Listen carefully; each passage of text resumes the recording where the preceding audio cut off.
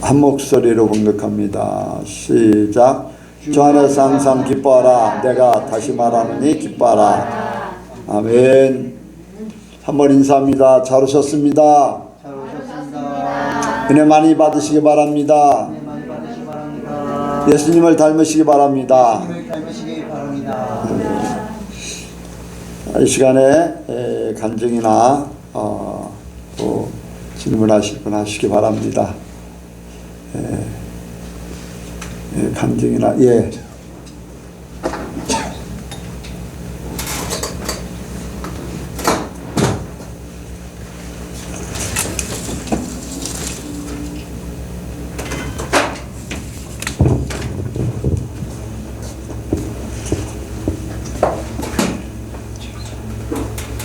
새해 들어서 이제 목사님이 안수기도 해주시면서 하나님께서 주신 말씀이 아주 두꺼운 문이 있는데 무겁고 두꺼운 문, 그 문을 내가 열면 하나님과 그 많은 사람 하나님의 은혜를 받아서 많은 사람들의 은혜가 이제 흘러가게 될 것이다. 이제 그 말씀을 주셔서 계속 그거에 대해서 생각하고 이제 있던 중인데 이제 어느 날 그 문이 무엇인지를 깨닫게 하셨어요. 그 문은 나더라고요. 나를 주님 앞에 내려놓고 내가 십자가에서 죽게 되니까 그 문이 가벼워졌고 그 다음에 그 문이 열리는 것이 느껴졌어요. 그러고 나서 이제 목사님도 또 이제 기도 중에 그런 말씀을 하셨는데 얼마 전에 이제 친정 언니랑 이렇게 통화를 하면서 갑자기 그 문이 활짝 열려지는 것이 느껴졌거든요. 근데 그 대화 중에 나는 전혀 없고 하나님만 역사하시는, 물론 이제 일상적인 대화지만 그 속에 하나님의 섭리를 이야기하고 언니의 형편에 맞는 또 하나님의 뜻을 이야기하고 그러면서 그 문이 열리는 것을 보고 내가 무엇을 해야 되는지 그것에 대해서 더 분명히 알게 되었고, 그리고 이제 하나님이 저에게 이제 많은 훈련을 그동안에 해오셔서 지금의 나를 만드셨는데 지금도 저에게 이제 계속적인 훈련을 하시는 거가, 예전에는 저에게 아주 큰 소리로 말씀하셨는데 이제는 정말 제가 집중하지 않으면 들리지 않을 만큼 아주 세밀하게만 말씀하시고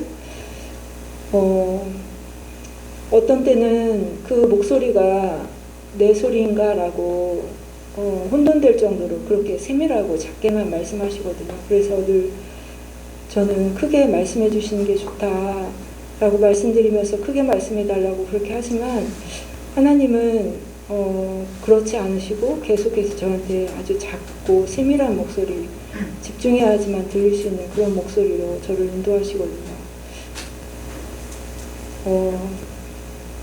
저가 아무것도 아니지만 하나님의 자녀 돼서 어쨌든 쓰임받는 도구가 되었고, 주일 말씀에 목사님께서 그 한 알의 씨가 가만히 있으면 아무 의미도 없다고 그 말씀이 저한테는 꽂혔거든요. 그래서 내가 썩어지는 미랄이 되어야 되고 그것이 또 열매가 맺어져야 되고 새들이 깃드는 나무, 그러면서 이제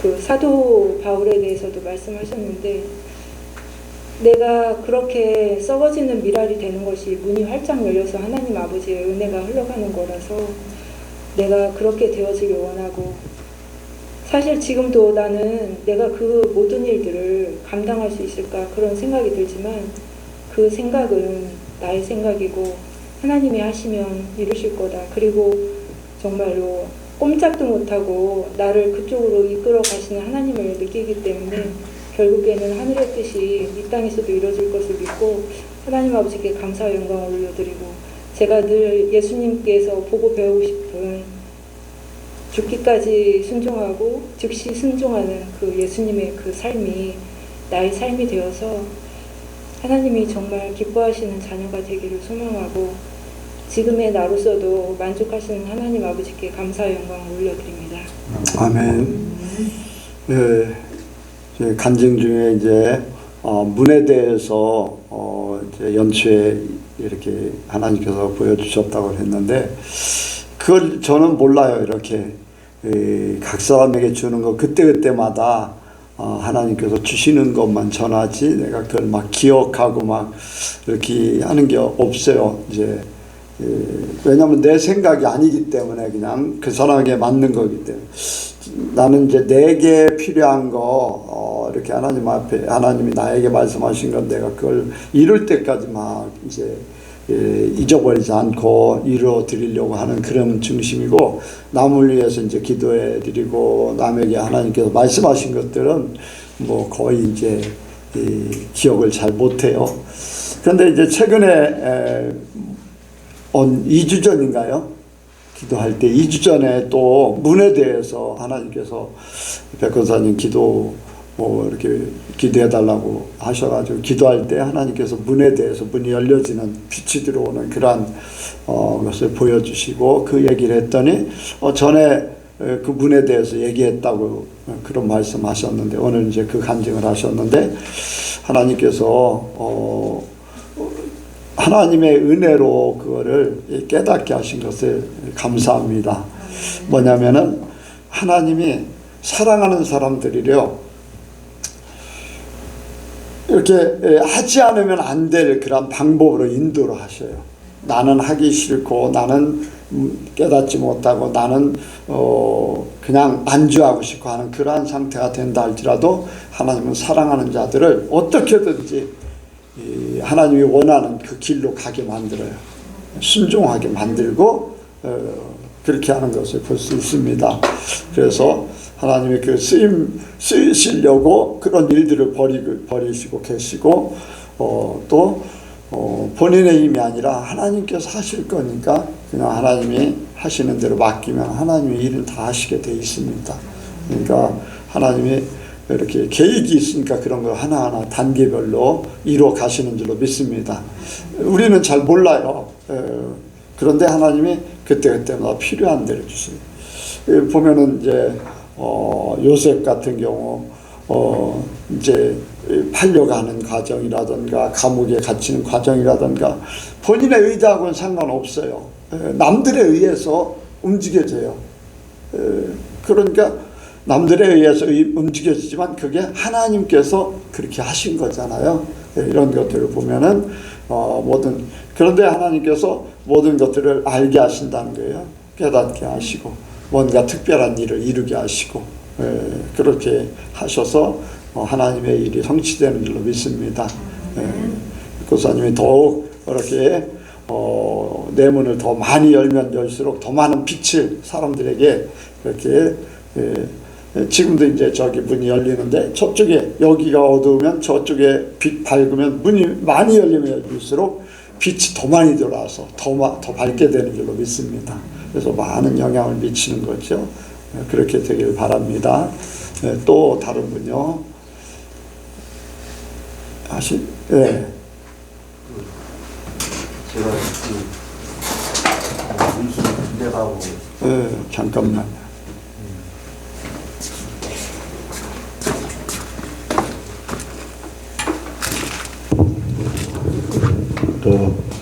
우리 아들 군대 가고 예수님한테 제가 아들을 위해서 헌금을 드렸어요. 근데 드릴 때마다 이제 한 달에 한 번씩 드리는데 모르겠어요. 바치는 자에게 더 하신다는 그런 말씀을 들었는 것 같아가지고 제가 돈이 많이 불었어요.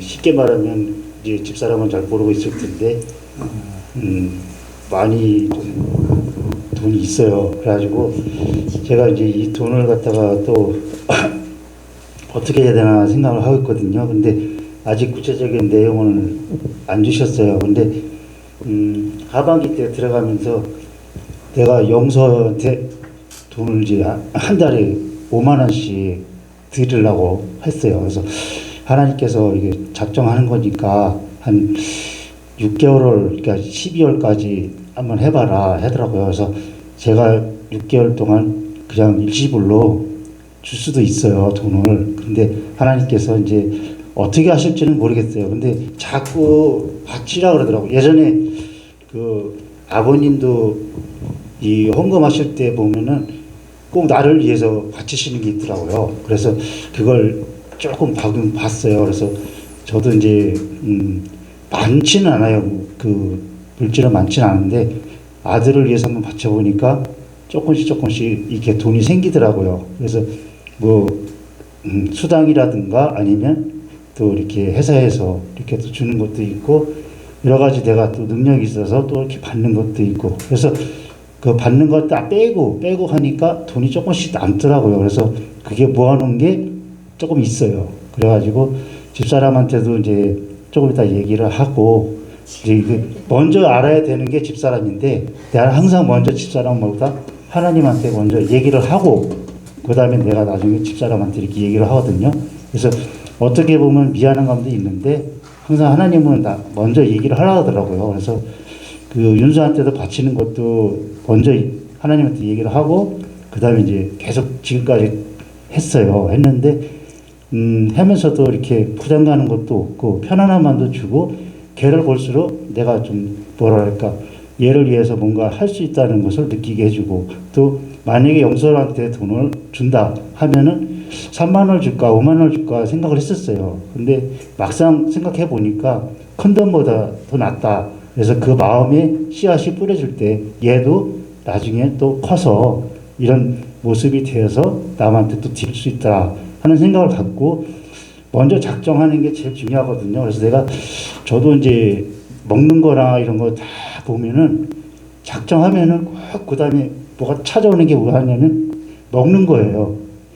이 남들이 좀 먹는 걸 많이 꼬셔달라고 막 그러는데 거기서 안 넘어가고 좀 이길 수 있다면은 제가 이제 돈을 좀 많이 모아요. 1년에. 그래서 일단은 영수한테 조금씩 주면서 하나님한테 한번 이렇게 뭐랄까 오늘 선언하는 식으로 해서 이거 이제 6월 달이니까 내일 7월 달부터 조금씩 내가 줄게요. 그러면서 뭐 오늘 교인들도 다 있으니까 제 자신이 그런 식으로 이렇게 간구합니다. 네.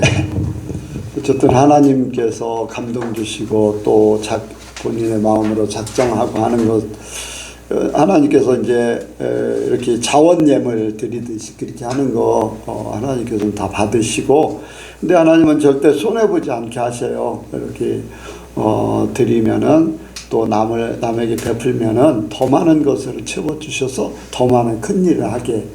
그러니까 있는 사람은 받아서 더 넉넉하게 되고 없는 사람은 있는 것도 빼앗겨요. 그게 마찬가지로 하나님께 더 많이 하면 할수록 하나님께서 또 더 많은 것으로 또 주시거든요. 그리고 이제 보면은 이제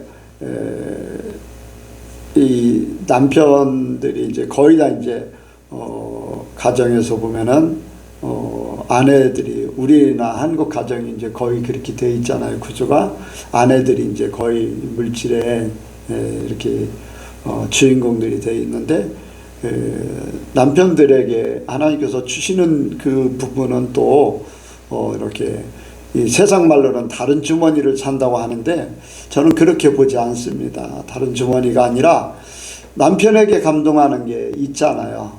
그러면 꼭 아내에게 얘기할 게 아니라 그렇다고 해서 도둑질하는 것도 아니고 하나님께서 과외로 주시는 것들에 대해서는 하나님 앞에 헌금하고 또 본인이 가지고 있으면서 하나님의 감동에 의해서 쓰면 하나님께서 가정도 복을 주실 뿐 아니라 개인적으로도 또 복을 주시니까 그런 부분들을 너무 이제 우리 한국 가정이 막 바뀌어지고 있잖아요. 모든 주관들이 가장이 제일 주관하는 게 아니라 요즘에는 최고의 권력은 아내들이에요.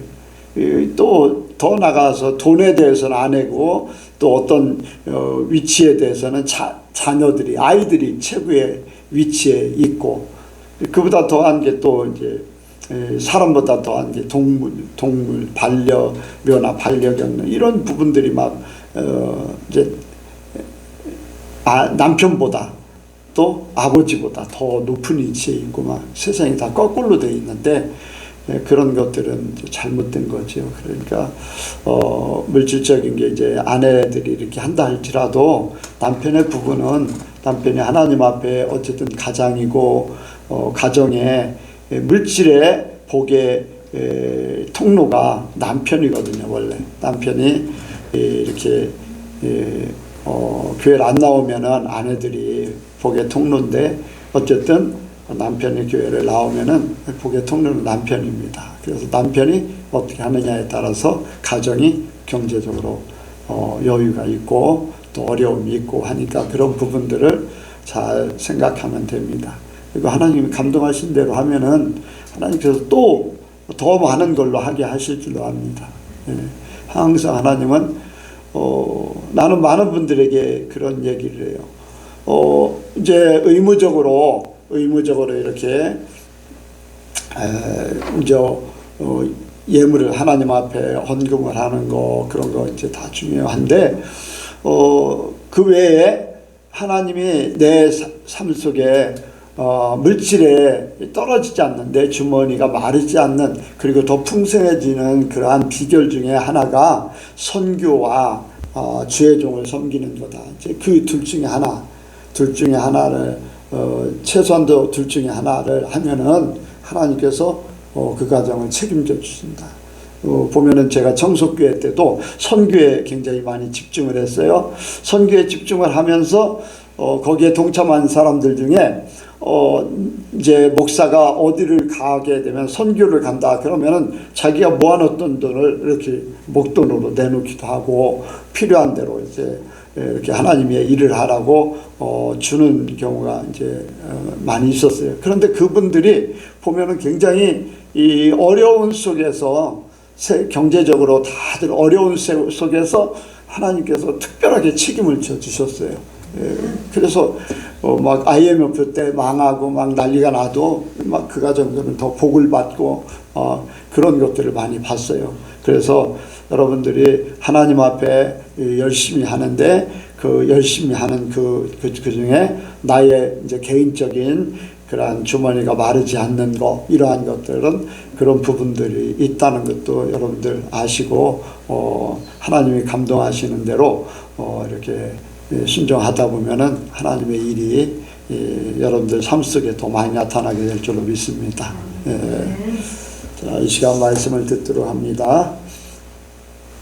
시겠습니다. 사랑의 하나님 아버지, 오늘도 우리들을 사랑하셔서 이 자리 가운데 보이게 해주심에 감사를 드립니다. 주님, 우리가 주님의 사랑 안에 온전히 거하게 하여 주시고 또한 주님을 더욱 사랑하기에 힘쓰게 하여 주시옵소서. 주님의 말씀을 들으며 그 말씀을 실천하기에 힘쓰게 하여 주시옵소서.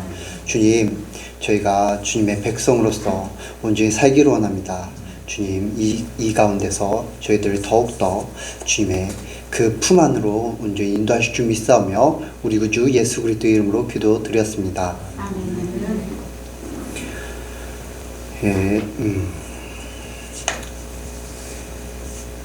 주일에 저희가 천국을 대하는 자세에 대해서 설교를 들었습니다. 천국을 대할 때 우리는 아직 주어지지 않은 그 앞으로의 우리에게 주어질 저 하나님이 계신 저 천국을 천국에 대해 소망을 품는 것뿐만 아니라 그 천국을 대하는 것이 저 미래에 우리에게 주어질 그 천국을 대하는 것뿐만 아니라 지금 이 자리 가운데 우리가 살아가는 삶을 사는 동안에 우리가 누리는 그 천국에 대해서 그러한 것 역시 생각해야 될 줄 믿습니다. 한번 지금 천국에 대해서 한번 생각을 해보시겠습니까? 한번 눈을 감으시고 한번 천국을 떠올려 보십시오. 여러분 각자가 생각하는 그 천국에 대해서 어떤 이미지를 이렇게 떠올려지는지 한번 생각해 보십시오.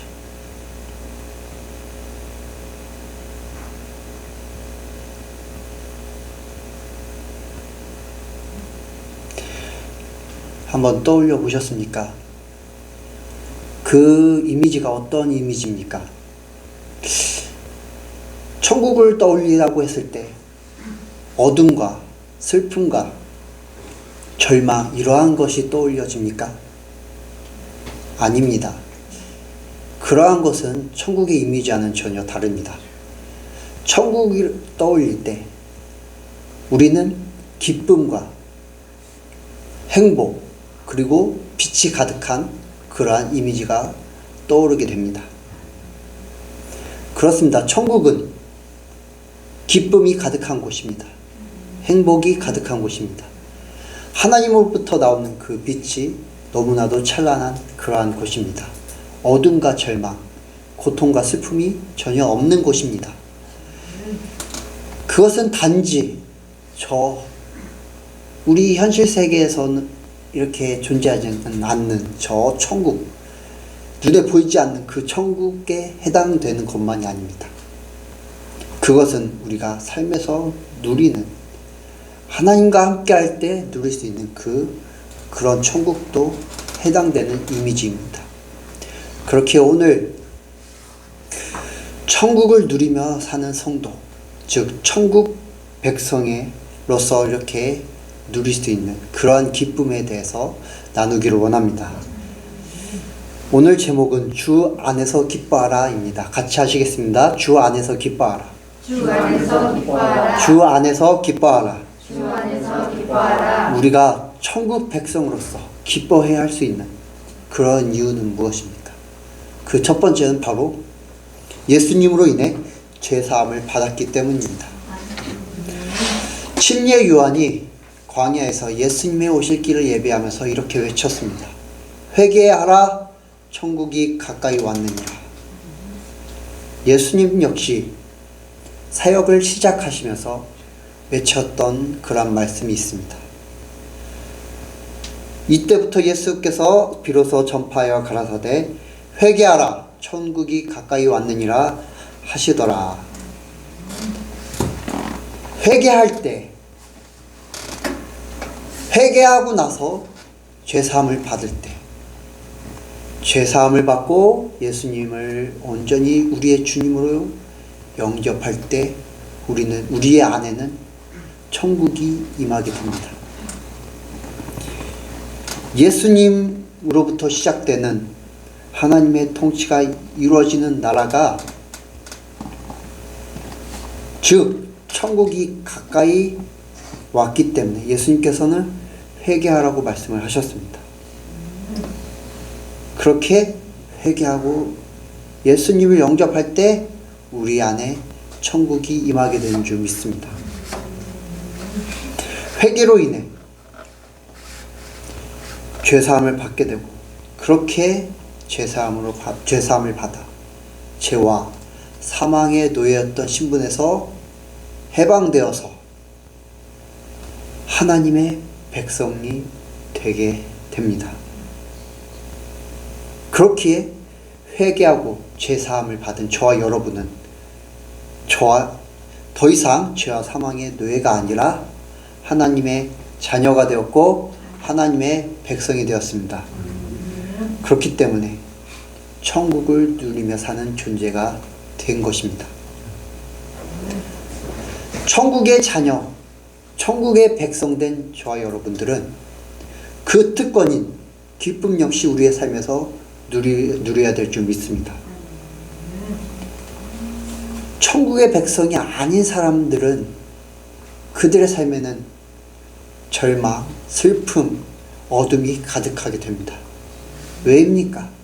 그들의 주인인 사단이 그렇게 만들기 때문입니다. 어둠이 가득한 그들의 삶에는 빛이 없고 기쁨이 없고, 그저 기쁘더라도 그저 한순간에 사라지게 될 그러한 기쁨만 잠깐 동안 맛보게 되는 그러한 하루살이 같은 그러한 삶을 살고 있습니다.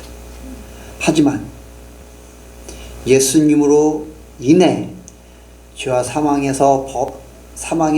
권세로부터 벗어난 저와 여러분은 그러한 삶이 아니라 천국 백성된 백성된 존재로서 기쁨을 누릴 수가 있습니다.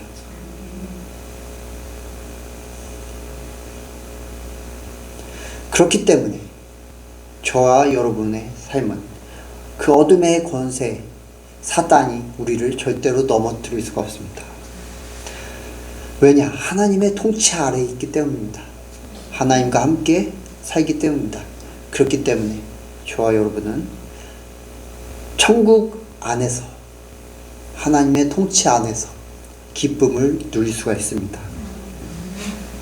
이스라엘 백성을 살펴보면 그들이 애굽의 종되었던 그런 삶을 살았을 때 그들의 삶에는 절망이 가득했습니다. 슬픔이 가득했습니다. 그렇기 때문에 그들의 하루는 기쁨이 아니라 절망이었고 그리고 슬픔이었습니다. 희망을 찾을 수 없었습니다. 그렇게 그들은 그러한 절망 가운데서, 힘든 가운데서 하나님을 찾게 이르렀습니다. 그렇게 하나님께서 그들을 애굽의 종되었던 시분에서 자유케 하셔서 그 하나님의 백성으로 다시금 그들을 이끌어내셨을 때 그들은 더 이상 절망하지 않았습니다. 기쁨이 가득했습니다. 하나님을 찬양했고 하나님의 그러한 통치를 받게 되었습니다. 저와 여러분 역시 예수님으로 인해 죄와 사망으로부터 자유케 되었습니다. 그렇게 천국의 삶을 누릴 수가 있게 되었습니다. 저와 여러분은 그 안에서, 주 안에서는 천국입니다. 천국 안에서 항상 기뻐하는 삶을 누리는 저와 여러분 되기를 주님으로 축복드립니다. 그리고 천국 백성으로서 기쁨을 누릴 수 있는 두 번째 이유는 바로 고난을 통해 구원의 길로 인도하시기 때문입니다. 여기 계신 여러분들 모두 주 안에서 기쁨을 누리는 그런 삶을 살기를 원하시는 줄 믿습니다. 그런데 우리의 원수 사탄은 우리를 그렇게 살도록 내버려 두질 않습니다. 언제 어디서든지 우리를 넘어뜨리고 좌절을 맛보게 하고 절망 가운데 살게 하고 어둠 가운데 살게 하려고 우리를 날마다 힘들게 합니다. 우리 고난을 우리에게 가져다 줍니다. 그렇게 성도들은 넘어지게 되고 절망하게 되고 하나님을 의심하면서 천국 백성의 삶을 벗어날 때가 있습니다. 하나님의 통치안이 아니라 그 하나님의 통치를 벗어날 때가 있습니다. 왜냐? 마귀가 우리를 가만히 냅두지 않기 때문입니다. 그러나 여러분이 주 안에서 항상 기뻐하기 위해서는 그 고난조차 하나님께서 인도하시는 과정임을 믿어야 합니다. 구원의 길로 하나님께로 더 가까이 나아갈 하나님의 천국을 더 누리도록 하시기 위한 하나님의 그 과정임을 믿어야 합니다. 하나님께서는 고난을 통해 우리의 죄를 깨닫게 해 주시고 우리의 믿음이 어디서 이렇게 연약한지를 깨닫게 해 주시고 어디서 우리가 천국을 아직까지 침노하지 못했는지를 깨닫게 해 주셔서 우리를 그 부분을 더 침노하게 하심으로 말미암아 천국을 더 풍성히 하나님께서 누릴 수 있도록 우리를 인도해 주십니다. 바로 고난을 통해서입니다.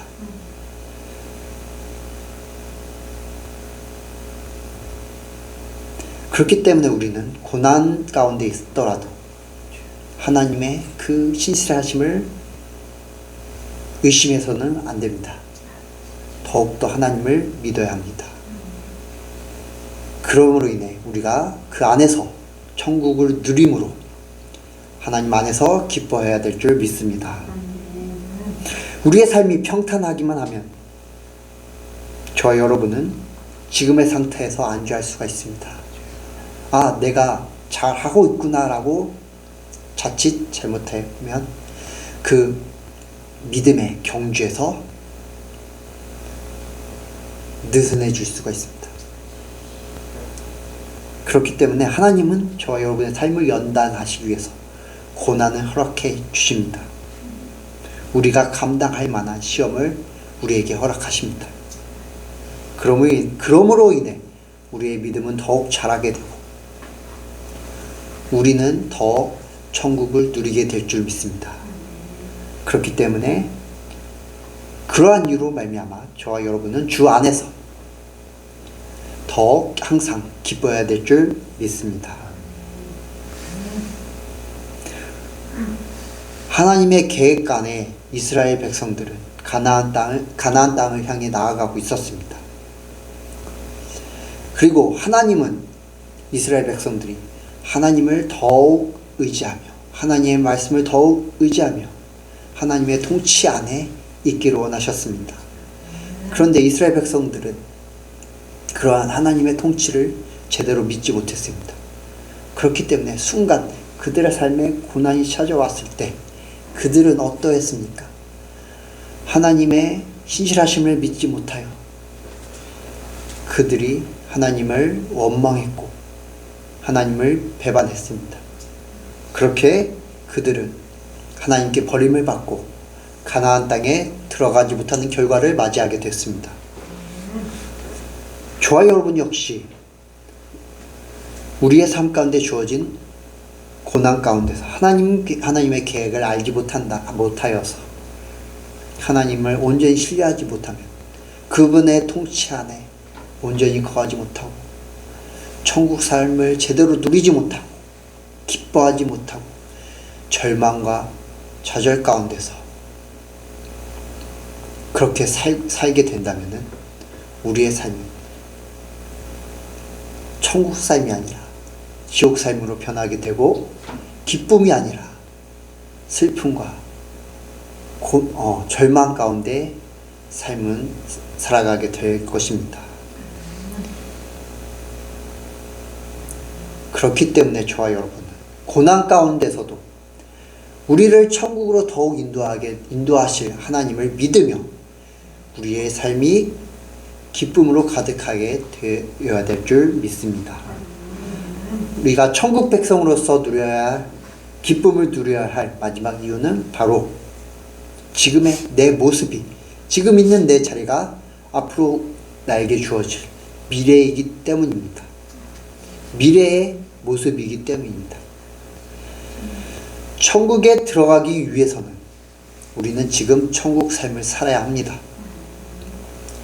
지금 천국 삶을 살고 있어야지 우리는 천국에 넉넉히 들어가게 됩니다. 지금 천국 삶을 살지 않는다면은 우리가 천국에 들어가고 싶을지라도 천국에 들어가기가 어렵습니다. 지난주에 말씀을 드렸습니다. 어둠은 빛을 싫어하기에 빛으로 들어갈 수 없다고 말씀을 드렸습니다. 우리가 빛 가운데 살아야지 빛이 가득한 천국에 들어갈 수가 있습니다. 하지만 빛이 아니라 어둠 가운데 살고 있다면 아무리 우리가 천국에 들어가고 싶더라도 우리의 영은 우리가 알지 못하게 천국과 전혀 반대인 어둠, 지옥으로 향하게 될 것입니다. 그렇게 여러분은 천국 삶을 누리면서 그 안에서 주 안에서 항상 기뻐해야 될 줄 믿습니다. 지금 기쁨을 누리는 삶을 살 때 여러분의 미래는 절망이 아니라 기쁨이 가득하게 될 줄 믿습니다. 어둠이 아니라 빛이 가득하게 될 줄 믿습니다. 그러나 지금 기쁨이 아니라 절망, 슬픔, 좌절, 어둠이 가득하게 된다면 여러분의 미래는 어떻게 될지 장담할 수가 없습니다. 여러분 주 안에서 기뻐하십시오. 항상 기뻐하십시오. 천국을 그렇게 되면 천국을 침노하게 될 것이고 천국이 여러분께 더욱 가까이 다가가게 될 것입니다. 주님과 함께하는 삶, 천국을 누리는 삶을 살게 될 줄 믿습니다. 여러분은 회개함으로 말미암아 죄사함을 받게 되었고 하나님의 통치 안에 사는 삶을 누리게 되었습니다. 더 이상 죄와 사망의 노예가 아닙니다. 하나님 나라의 백성으로서 하나님 나라를 누릴 자격이 여러분에게 한 사람 한 사람에게 주어졌습니다. 그렇게 그 안에서 기뻐할 수 있습니다.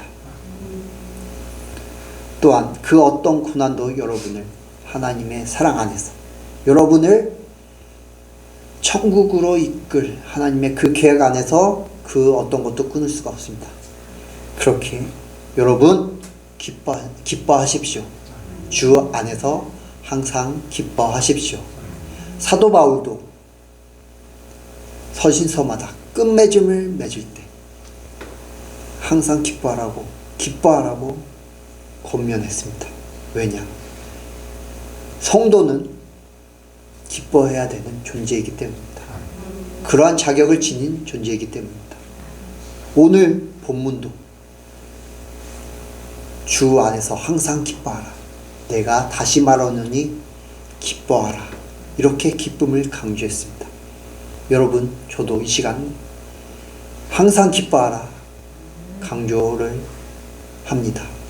그것이 여러분이 천국 백성된 존재로서 당연히 가져야 할 마음가짐이기 때문입니다.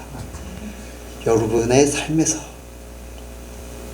좌절과 절망과 슬픔이 아니라 허무가 아니라 어둠이 아니라 기쁨이 항상 주 안에서 주어지는 기쁨이 항상 충만하시기를 주님의 이름으로 축원합니다. 말씀을 마치겠습니다. 기도하시겠습니다.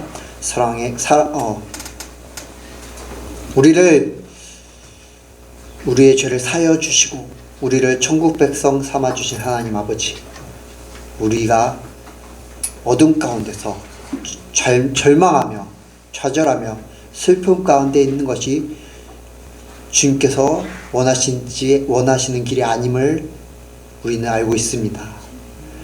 우리가 천국된 백성으로서 우리가 주 안에서 기뻐하는 것이야말로 주님께서 우리에게 원하시는 우리의 모습인 줄 믿습니다. 주님, 우리가 그 주님의 자녀된 자들로서 주님의 백성된 자들로서 천국 백성된 자들로서 천국을 누리며 또한 그 안에서 기쁨을 온전히 누리게 하여 주시옵소서. 주 안에서 항상 기뻐하게 하여 주시옵소서. 그 어떤 것도 우리를 그 기쁨 안에서 끊을 수 없습니다. 주님, 우리 안에 그 어떤 순간에서라도 주님과 함께하며 그 안에서 온전한 기쁨을 누리게 되는 우리 예성교회 성도님들 되게 하실 줄 믿사오며 우리 구주 예수 그리스도의 이름으로 기도드렸습니다.